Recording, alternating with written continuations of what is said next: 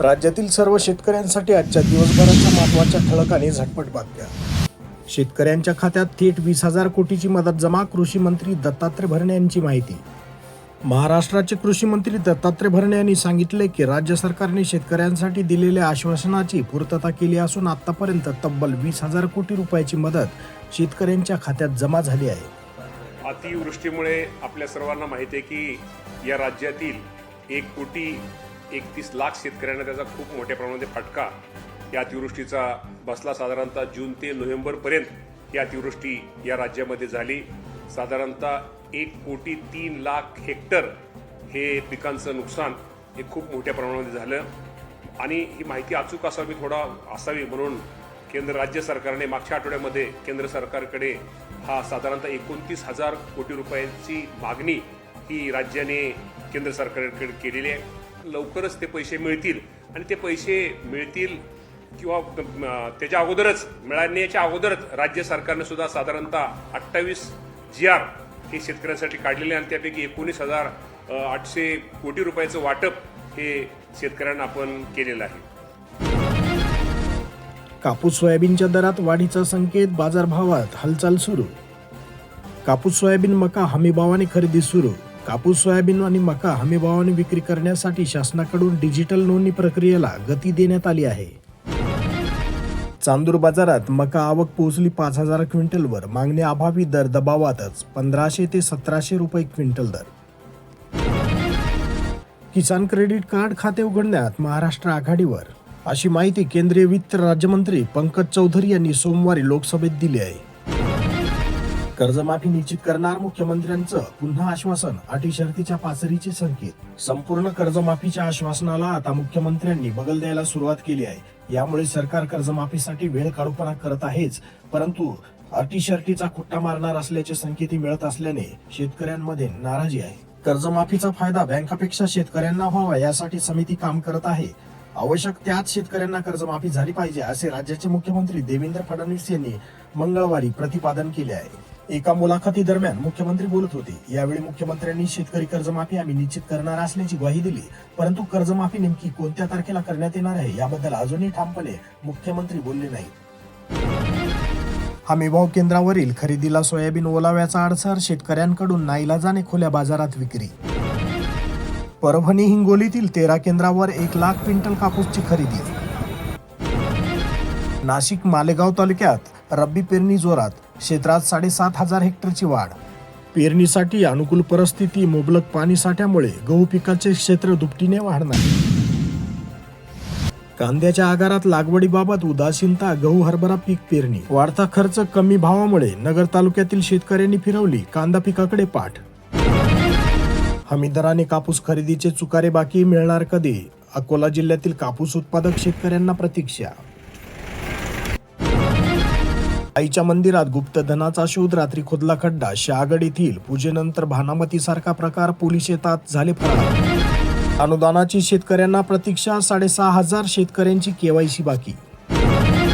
लातूर तहसील कार्यालयावर 8 डिसेंबरला शेतकरी दिंडी, अतिवृष्टीच्या मदतीपासून हजारो शेतकरी वंचित। शेतकऱ्यांना दिवसा वीज पुरवठा न केल्यास मनसे स्टाईलने आंदोलन करण्यात येईल, महाराष्ट्र नवनिर्माण सेना विद्यार्थी सेनेने महावितरणला दिले निवेदन।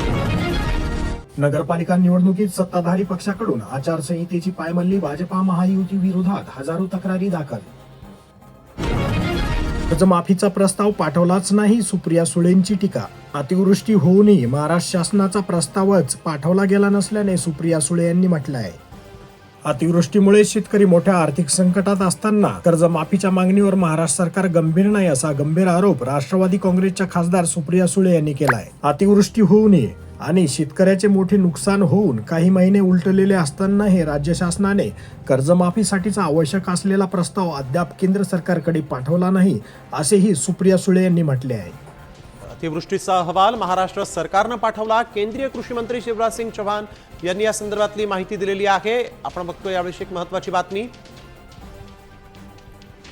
करना चाहता हूं कि महाराष्ट्र की सरकार ने अभी जो त्रासदी आई थी, भयानक त्रासदी थी बाढ़ की, उसके बाद अपना प्रपोजल 27 तारीख को केंद्र सरकार को भेज दिया है। इतना केवल मैं करेक्ट कर रहा हूँ, आपको भेजा है महाराष्ट्र सरकार ने। इनका बड़प्पन है, वो सरकार को बचा रहे, क्योंकि आज ही मैंने कृषि मंत्री से बात की महाराष्ट्र में, उन्होंने कहा हमने कुछ रिपोर्ट नहीं भेजी अभी तक पूरी, हमारा एक सर्वे हो रहा है, उसके बाद कमेटी बनेगी, कमेटी के बाद रिपोर्ट आएगा। Anyway, आजची मतमोजणी रद्द. नगर परिषद नगरपंचायतीच्या निवडणुकीचा निकाल आता 21 डिसेंबरला. लाडक्या बहिणींसाठी मोठी आनंदाची बातमी. आता 2 मिनिटात KYC ची प्रक्रिया पूर्ण करा, नंतरच हप्ता होणार खात्यात जमा. जिओ नेटवर्क कोलमडल्यामुळे नागरिक हैराण. अनेक भागातील संपर्क ठप्प, ऑनलाईन व्यवहार खोळंबले. पीएम किसान सन्मान योजना 20व्या हप्त्यानंतर निकषांची काटेकोर अंमलबजावणी सुरू. फुलांनी भरलेल्या तूर पिकाला लागणार दाट धुक्याची नजर. शेतकऱ्यांमधून व्यक्त होते चिंता, उत्पादन घटण्याची भीती. पीएम किसान सन्मान योजना 10,000 शेतकरी झाले फिल्टर. जूनपूर्वी शेतकऱ्यांची कर्जमाफी होणार. मुख्यमंत्री फडणवीसांची मोठी घोषणा. शेतकऱ्यांनी सोयाबीन शासकीय केंद्रावरच विक्री करून नुकसान टाळावे. AJ बोराडे. मंठा येथील शासकीय हमीभाव केंद्राचे उद्घाटनाप्रसंगी ते बोलत होते. निवडणुकीचा निकाल लांबला, टेन्शन वाढले. स्ट्रॉंग रूम केंद्र आवारात कडक बंदोबस्त ठेवण्याचा जिल्हाधिकाऱ्यांचा आदेश. काय पेरायचे, कधी विकायचे, शेतकऱ्यांना सांगणारे ॲप वन स्टॉप सोल्युशन आणि मराठी चॅटबॉट. कृषी विभागाने विकसित केलेले हे ॲप शेतकऱ्यांसाठी डिजिटल सल्लागार म्हणून काम करणार. कर्जमाफीसाठी हट्टा येथे 7 दिवसापासून शेतकऱ्यांचे उपोषण सुरू. अतिवृष्टी नुकसान भरपाई. निवडणूक प्रक्रिया संपताच सर्व प्रलंबित अनुदानाचे वाटप गतीने सुरू होणार आहे. 2026 मध्ये कापूस बाजारभाव 9,000 रुपये पार होणार आहे. कापूस बाजारात 8,000ची चर्चा. सिंदी, सेलू, पुलगावमध्ये तेजी कायम. बीडसह राज्यात शांततेत मतदान. 21 डिसेंबरला निकाल. सर्वाधिक मतदान माजलगावमध्ये तर सर्वात कमी बीडमध्ये. अवादा सोलर कंपनी विरोधात आदिवासी शेतकऱ्यांचे अन्नत्याग उपोषण. फसवणूक, जमिनीचा बेकायदेशीर ताबा, योग्य मोबदल्यासाठी शेतकऱ्यांचा लढा. हिवाळ्यात ऊर्जादायी असलेली बाजरी महागली. गतवर्षीच्या तुलनेत प्रति क्विंटल 600 रुपयांनी झाली वाढ. हंगामातील पहिला मका पंजाबकडे. लासलगाववरून रेल्वेने 2600 टन मका रवाना. भरडधान्य मका खरेदीला सुरुवात. 2 गावात सौर पंपाकडे. शेतकऱ्यांचा कल वाढलाय. जिरायती शेती झाली बागायती.